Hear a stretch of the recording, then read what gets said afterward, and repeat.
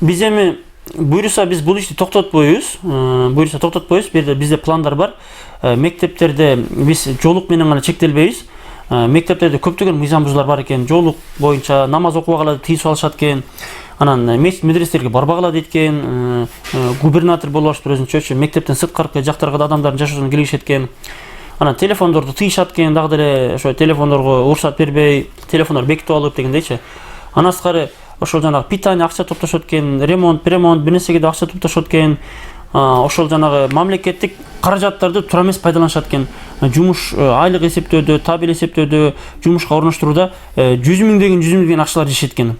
Бул боюнча маалыматтар келип атат. Буюрса дагы маалыматтарды биз кабыл алабыз. Маалыматтар келип атат. Биз анан ошол ата-энелерден, мугалимдерден, окуучулардан ошол бизге активдүү болуп, биз менен кызматташып, бизге мектепте кандай гана мыйзамсыз көрүнүштөр, терс көрүнүштөр болбосун, адепти бузабы, туура эмес сөзсүз болобу, акча жейби, акча жыйнайбы, мисалы 0 класс, 5 класс айырмасы жок, 9 класс, кандай гана болбосун акча жыйнайбы, мугалимдер акча алабы, жоксо бир жерде көмүр жейби, жоксо иштебеген адамга буйрук чыгарып туруп айлыгын жеп атабы бирөө, мисалы кандай гана мыйзам бузуу болбосун бүт маалыматтарды бере беришиңерди биз сурайбыз. Ал эми окуучу кыздарга биз баса белгилейбиз. Телефонуңарды эч ким алып койгон акысы жок. Телефонуңарды бербегиле эч кимге.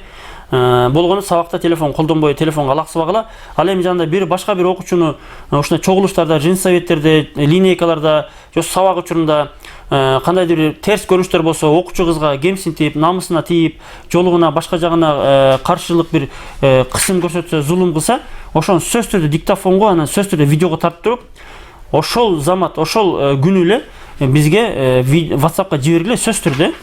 Себеби ошо силер биз менен активдүү түрдө кызматташсаңар гана ошол мектебиңерде мындай ошондой мыйзамсыз көрүнүштөр токтойт да. Ошол 777 66 13 77 WhatsApp номерибизге ошондой маалыматтарды коркпой жибере бергиле.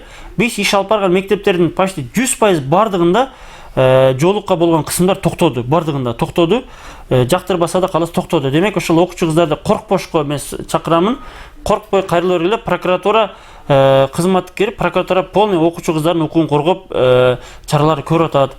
Мен окуучу кыздардан бир гана ушуну суранат болчук, анан ата-энелеринен суранат болчук, окуучу кыздарыңарды коргогула, тарабын талашкыла, болушкула, мугалимдерден, директорлордон эч коркпогула.